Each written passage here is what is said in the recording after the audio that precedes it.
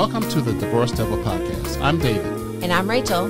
Follow us as we dive into all the positive and negatives of post-divorce recovery. Stay tuned for some real and sometimes raw end-of-the-road divorce topics. Please put on your big pants because we're full of honesty, authenticity, and irrefutable truths. This progressive podcast ain't for the faint-hearted. Enjoy. All right. Welcome, everybody out there to Divorce Devil episode 92, part 4 of a 4-part series of Now I'm Divorced. What the hell do I do next? We have Rachel on the mic, back from vacation. We had some technical difficulties. Man. Oh my God. If there's a technical difficulty to have, we have had it. This is getting old. I'm sure there's more too. Of course.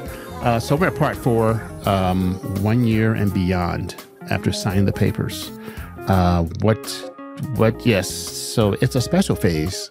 So let's start with you, Rachel. 1 year and beyond. Okay. So I think 1 year and beyond, I think I mentioned this last time too. At 6 months to a year, you're finding out who you are, what you like. At 1 year, you've experienced all the firsts. The first, not Christmas together. Maybe you've had more if you're separated, but like the official divorced, no longer having Christmas, no longer having Thanksgiving, no longer doing the birthdays or sex. Whatever else happens. Sex. Oh, yeah. No longer having sex with that person. Well, I hope that's stopped when you were going through the Hey, you never process. know, man. I know a couple people that still everybody's got their needs. Yeah. We ain't judging. No, so don't do it. I think, I think the year after, it's like, okay, so this is my new normal. And again, it's not going to be exactly the same, year 1 into year 2, whatever. But the big thing I think I found was the first year was kind of like a blur. It was, okay, it's 1 month, it's 2 months, it's 6 months, it's 9 months, it's 12 months.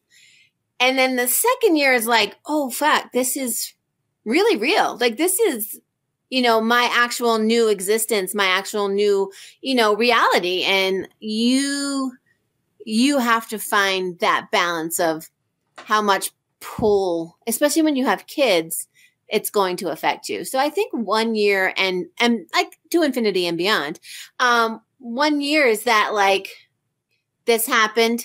Now I have to grow, heal. Mm-hmm. I have to be less angry because the only one I'm angry now with is myself because it doesn't affect the other person. Again, unless you have children and there's shit you can't get along with. But I think at 1 year, you know what? If we have kids together, we have to make this about the kid and like, let's be amicable and figure it out. And hopefully you were able to have an amicable divorce. If not, now you have a new life and you need to figure out your shit.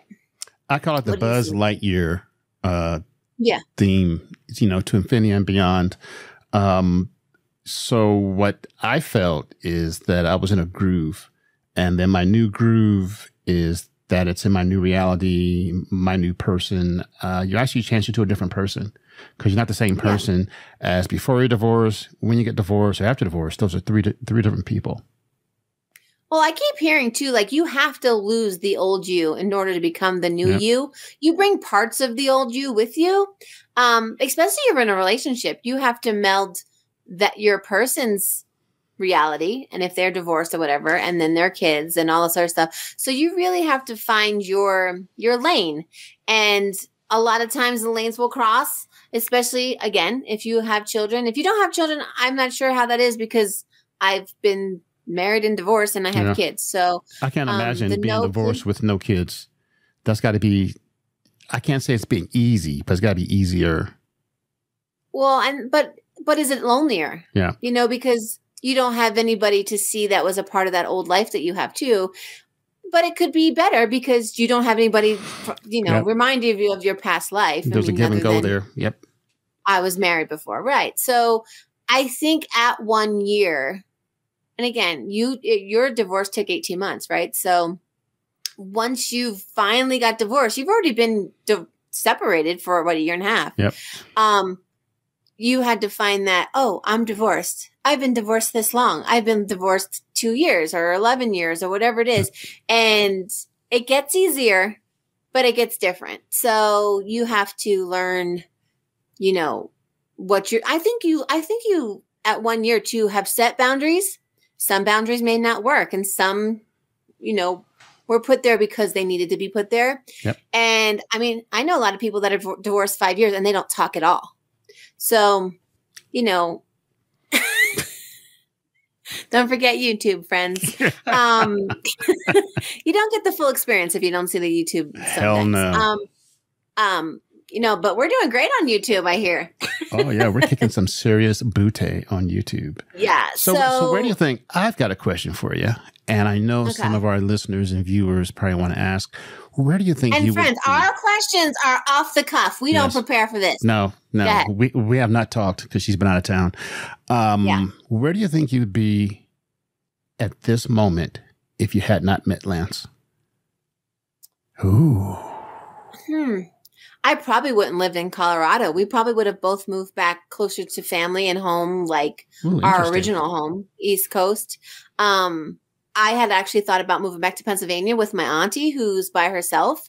Her husband had, unexpectedly passed away. She lost her daughter, my cousin. And so I was thinking, like, it's close enough to New Jersey where, like, if his dad moved back to New Jersey, Logan's dad and Kimberly's dad, Jake's dad, if he moved back, we'd still be able to do the kid thing, the kid swap thing, because it's only like an hour away. So I thought about that. And especially after the relationship that I was in before Lance, I was like, I'm done. Yeah, I don't give a fuck Good picker, about baby. anybody. Good picker. Your picker sucked. Oh yeah. My dating picker was, but I didn't fucking care. I didn't care. I think, the relationship, if that's what you want to call it, before Lance was, you know what? It's fun. It's exciting. It's different. It's whatever, but it was toxic. It was so toxic. It's done, baby. It's finished. So it was very narcissistic on one end and me just wanting to not be alone. And then when I was finding who I was and taking time to find out who I was, I really didn't like him. So it was, you got to figure out what you like and who you like. And again, like Lance even knows, like my walls were so high, like the Border Patrol could not have, helped. So I think it took, not giving a fucking shit anymore and thinking that all humans were just out to use you or ghost you or send you unsolicited dick pics. And it took the guy that's like, I'm not sending you a dick pic. I was like, okay, why cool. not? I Why don't not? really want one. Why and not? Then, darn it. Why not? Okay. Yeah. Well, you didn't need to. So I mean, he's got big hands and feet for a reason. Anyway, so check this out. So let's say that you got a human being who's been in cryogenic stasis for like 30 years. Actually, Michael Jackson's coming back. Actually, he's like a caveman. So he just gets out of cryogenic stasis. Oh my God! Stop trying to be smart over there. Right now, yeah. Darn it. Okay. And he's a caveman. He's got the big brow and everything. Okay. So we shave that first. Okay. So he goes to Baskin and Robins. He has so many options. It's kind of like getting divorced. You have so many options of people to meet, things to do. You're making decisions without another person. You're trying to figure out your place or your lane, like you said. Yeah. All those things are coming at you. But from a year plus, it should be a lot easier because you've gone through that whole year of screwing up, and making mistakes is very important. I mean, noodle in it, like, give me a scoop of each one. I want to taste them all. You mean the mistakes or the ice cream? I'm sorry. Yes. But I think, because I've mentioned this before too, I was at the point where, like, any resemblance, any mannerism, any word, any, like, if you said water, like I said water, we weren't friends because you sounded like him. I did not want vanilla anymore. I wanted, put the sprinkles and the hot fudge and the whipped cream. Gotta have the whipped cream. Definitely the whipped cream. Whipped cream. I want all the flavors. I don't know what I like. I'm allergic to some things. I would have tried it just to try it. So, I think too now, like, I am so indecisive because when I was married, I was always trying to please everybody else and make sure everybody else was happy, because if they were happy, then I knew I could be happy. But if they were in a bad fucking mood, guess what? I'm having to clean up their aisle 3, because I live this existence where it's like, it's easier to be nice. It's easier to be happy. It takes a lot of work to be in a bad mood, or a lot of work to be negative. And just because the surroundings that I was in my marriage were so negative, I didn't know how to live without it. So I think when we talked to our guest, I was funny because there was so much chaos. So I pulled my chaos, and it became sarcastic, and it became nasty, and it became like, shut the fuck up. I don't give a cat. And so that was my role in it. Like, I wasn't able to make it better because I wasn't willing to be helping everybody else be happy, because I wasn't happy. And then when other people were seeing that Rachel, who's normally happy, wasn't happy, I was like, wow, other people are seeing that I'm sad, or that I've never felt like I was enough, or I never felt appreciated or heard or seen, even because, we even come from the generations of children should be seen and not heard. And I brought that from my childhood. So, I think because he was the breadwinner, and, we were able to do things because of him. Yes, I did work and I did make my own money, but the main part of it was we were able to do the things we did because he, worked his ass off and made good money. So let's fast forward a year now. So you're not trying to make people happy. You're not trying to get in a bad mood. No. I think the thing that we realized during that year plus is that you have so much time. There's so much time that you have to fill. And it's almost like, to me, it was almost like I was doing nothing because I had all this time, because it's just one person instead of two. Yeah. There's so much stuff to do, time to fill, but you feel like you're not getting it done. Yeah. It felt like it was slow motion time. Yes, exactly. It was like that double-edged sword. Like when I have you had your kids for a week at a time. When I had my kid, it was 3. When I had Logan, because the other ones are older, it was 3.5 days. I had him straight. And then 3.5 days I didn't have him. And then, we had switched our schedules since then. But so now it's like, I have him Sunday night, Monday night, Tuesday night, and he goes to his dad. So it's still the same, but weekends we switch and all. So I told you in the beginning too, especially before I met Lance, I was drinking just because I could. And I think it took my son being like, I cannot drink today because he's going to be here. And I worked where he worked. So after school, if I didn't have him, I was going out to the bar. I was going out to, there was a bar in our town that was everybody went to, or I was going to the liquor store and getting it. And I had a TV, but I'd rather drink and scroll scroll some of the other dating sites. And they just weren't, I don't know. I guess so then how'd you get past that? How'd you get past that? I took my son because I was like, tomorrow I have him. I can't have a drink, but I really want to drink, but I really shouldn't have a drink. But, if I have a glass of wine, am I not being a great mom? And I grew up with alcoholic parents. So I was like, I don't believe I was an alcoholic, but I was a pre-alcoholic. I definitely had I think it numbed a lot of the shit too, you know? And you didn't have to face it. I'm not telling anybody to do it, but in Colorado, weed is legal. So I didn't actually smoke weed, but there's gummies and there's cookies and stuff like that. And sometimes it helped me sleep because I wasn't sleeping for days. I thought I was sleeping, but no, anytime I wasn't out, I was occupying my time with the social media or it's almost like a zombie presence. Stuff. Yeah. You were a zombie. Divorce zombie. That's the next episode. Divorce zombies. Yeah. And, you think you can handle it until someone's like, you lost a lot of weight. Your teeth are falling out, or, you just don't look healthy, or you aren't who we're used to seeing. Like I said, my best friend, she would just leave me a milkshake or a protein shake and go, drink this and it better be gone by the time I come back. So I actually even distance myself from friends because I didn't want them to fix me. I wanted to feel it all because I've pushed down my feelings for so long and who I was. I didn't really know I didn't know who I was. So I took a lot of self-healing, like, this is your shit. And again, they say you become the adult that you didn't have as a child. And I did. I became the adult that I wish I had sometimes in my life. I'm going to cry. Yeah. Just to get me through it, Yeah. So, and people that are new in it, however you deal with it, it's okay. Yeah. And just know, like, there's so many ways to get through it. And I'm hoping that you're not drinking or, using marijuana or whatever. I hope you're reaching out to your friends, because I'm definitely one of those people that will go into my little shell. And when I come out, I hope you're there. And if you're not, I don't think less of you. Sorry, my foot is falling asleep because I'm sleeping. Or even reach out to us. We'd be happy to talk to you.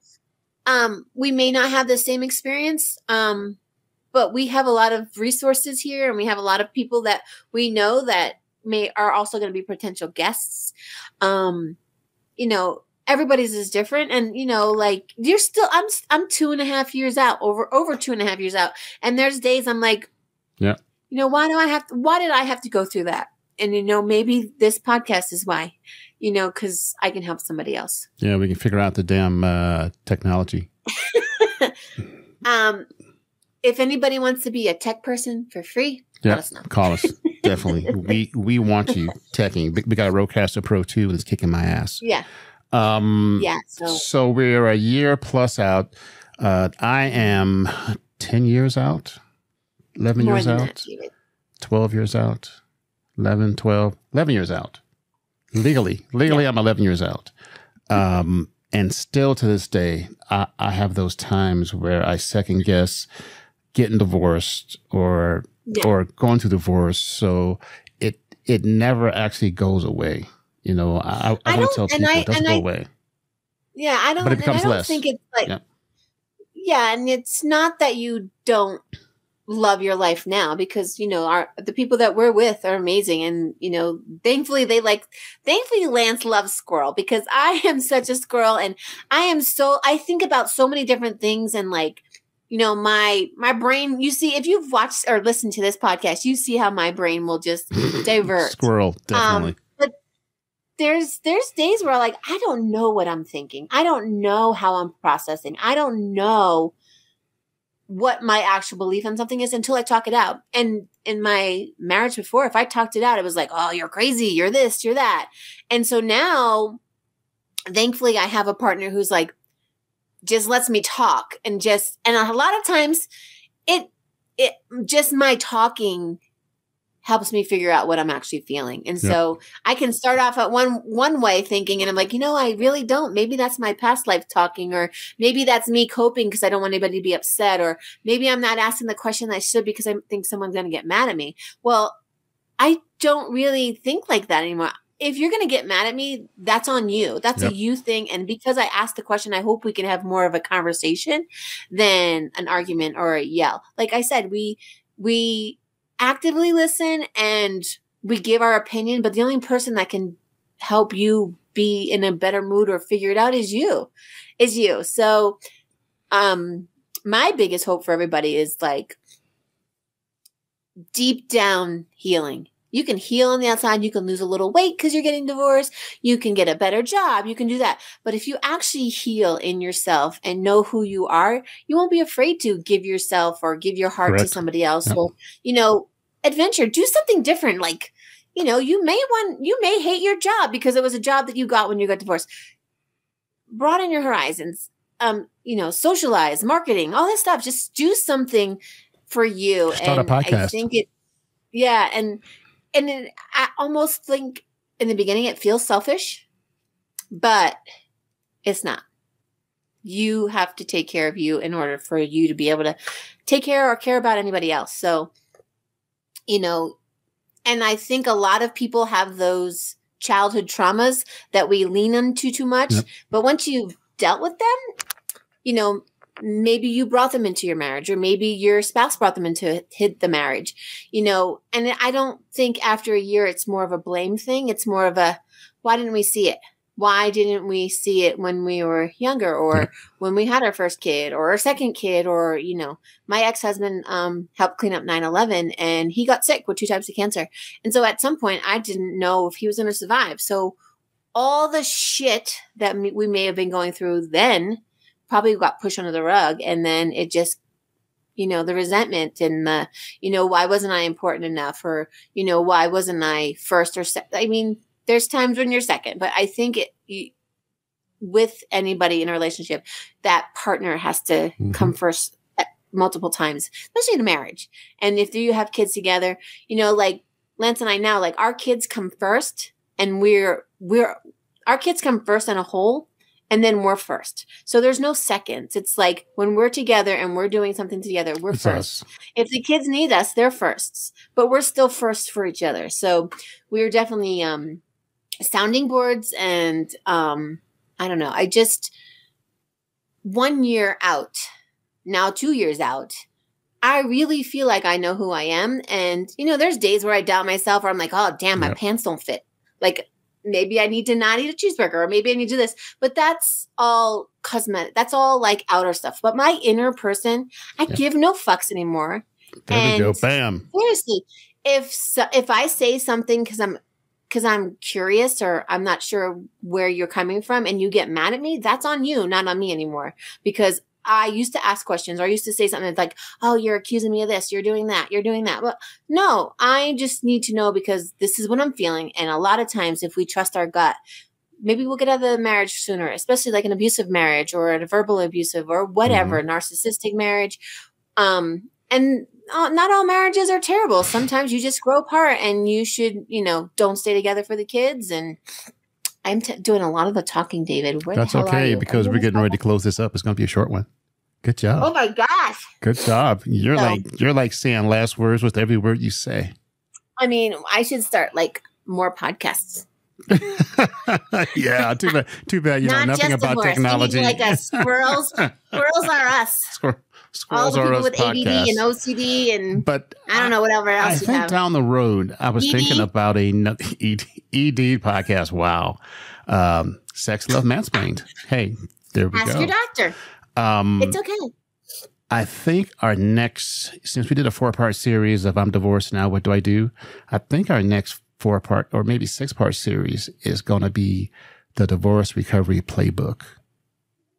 Yeah. And I like that.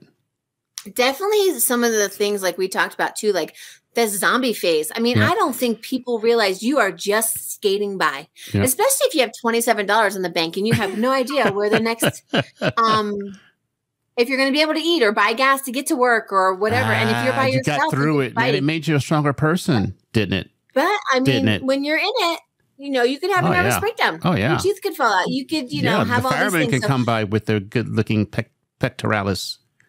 Yes. Oh, well, they were like, well, where does he live? I'm like, well, let's not like do anything illegal. Yes. I'm just going to breathe into this bag. Okay, we're going to do that. And then they all started talking about their divorces and their exes. And I'm like, well, I think I feel better, but I'm not sure. See, look at that. The guy I'm just starting to date is on the other line. And it kind of like, don't know if he still wants to date me, but that's great. That's okay. Yeah. Hey, that's because you give no fucks. You give no fucks. Well, and it took a long time. Yeah, it took a long time. It took a while to get there.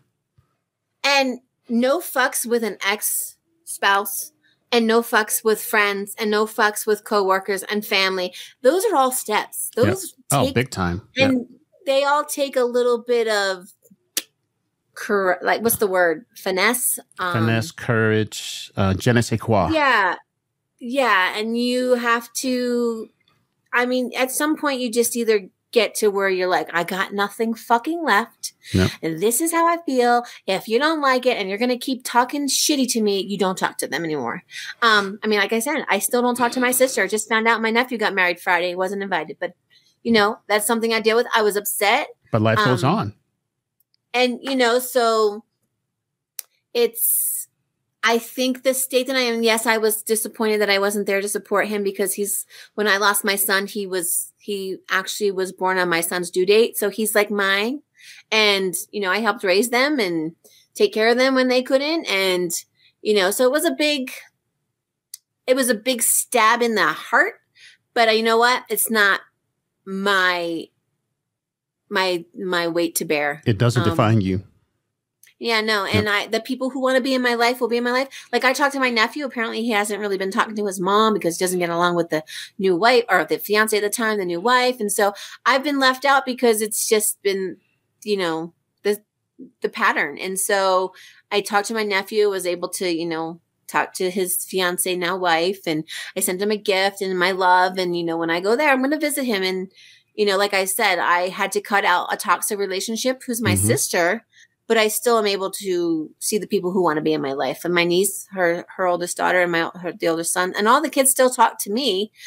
She's just that, you know, connection of why they're part of my family. So it's really is stepping outside of your comfort zone and find out who you are. Like, David, who are you? Rachel, who are you? Like, our listeners, I hope that you can, you know, get to the nitty gritty and just be like, okay, well, I pick at people. I pick at you, pick you. And it's not that I'm trying to be mean. It's just my way that I've always done it. So now, like, what I do is, like, I step back, I see that I'm angry, and then I just get louder because I've always had people just get louder and louder. I'm like, you know what? Nope. Let's take it down. Let's take it down a second. And I'm definitely one of those fight or flight people.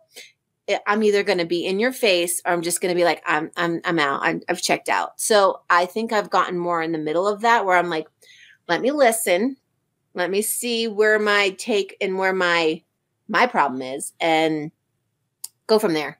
And especially having, you know, a partner who's like, well, this is how they're treating you. This is how I see they're treating you from the outside.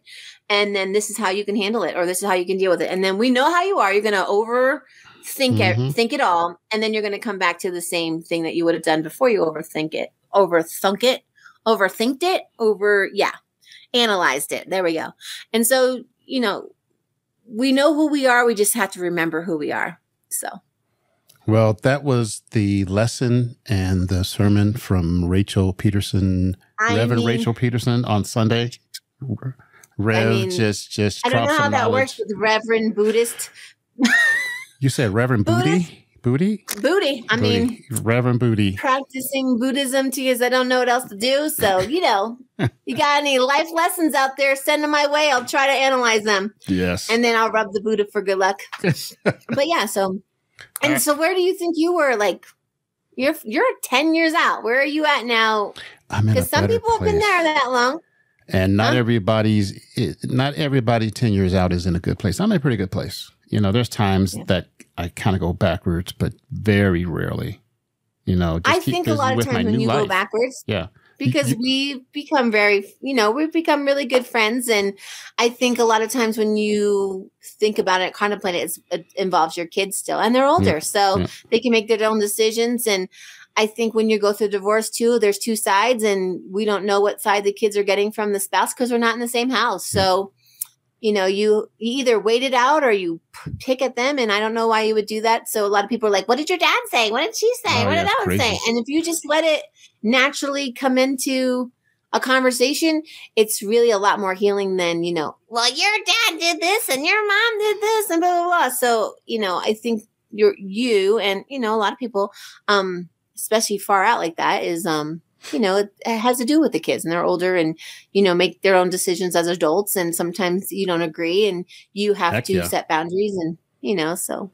You ever thought about, hey, something deep, you ready for something deep?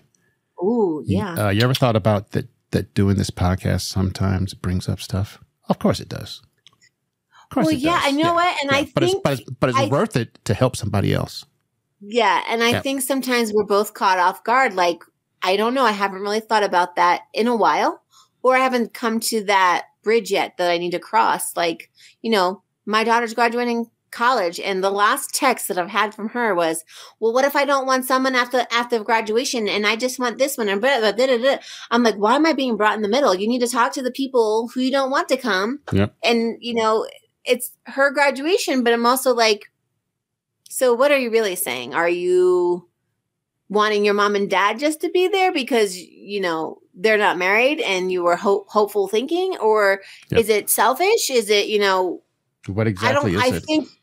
I think her thing too is she's got to remember that we're not out to get her. And just because previous graduations have been ruined doesn't mean that this one's going to. And, you know, we are all in different spaces in life and we all have different people. A much better place in space. Anybody that wants to cause a problem now when, you know, her dad and I are no longer family. We have a family together, but we are no longer family.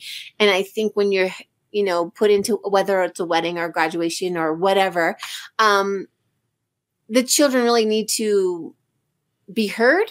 And then we're going to give them our opinion. And if you didn't want my opinion, then I'm sorry if it doesn't match your narrative. Yep. So, you know, she was just like, well, what if I don't want someone to come? And I'm like, I think if you asked that person not to come, the other parent would be upset. Or, you know, if it were me, I would be upset, you know, or if you ask your grandma not to come, or if you ask, you know, your brother's cousin, or I don't know. But, you know, there's a lot of new conversations that come up because we're not a family anymore. I mean, the kids and I were a family with their dad, but now we're separate families, you know. Two separate families. Two separate boulevards that kind of coexist and don't coexist. Yeah, so your lanes cross over a little bit. You got that little clover leaf that happens, but it's a while. But nobody knows how to drive in a roundabout. That's a different story. Oh yeah, no, because even in Jersey they fuck it up too. But I think the narrative changes, and so you've probably dealt with it in a different sense. You know, like when the kids are little and there's a band concert, but you can only invite 4 people. Who do you invite? Mom and dad's new people, or do you invite mom and dad and the grandparent and the brother? Or, you know, so you've had the conversation probably just in a different context. So we have to navigate new life events. That's what makes it fun. Been there, done that. You know, been there, done that, and I survived. You can too. And especially if the parents cannot talk to each other, David. I know. And especially if the parents can't be in the same room without having issues. But you get through it. You get through it because they're your kids, and you know they didn't ask. All right, everybody, because you can talk forever. It's a Sunday afternoon. I know. I need another podcast where I just talk all the time. Oh, God. Wait, that's this one. that's every podcast. What do you mean another podcast? Right? Yes. I mean, why else would you ask me to be the star? Yes, I know. That was what I was thinking. All right, everybody. Episode 92. I just signed the papers, divorce papers. I'm legally divorced now. That's the year I graduated high school. What, 92? 92. Oh, shit. Disco was dead, huh? Disco was alive in 78. Dude, it's 30 years ago. Yeah. 30 years ago. God, you're so old. All right, everybody. Well, thanks for listening, and have a great rest of the weekend. Bye. Love ya. Bye-bye.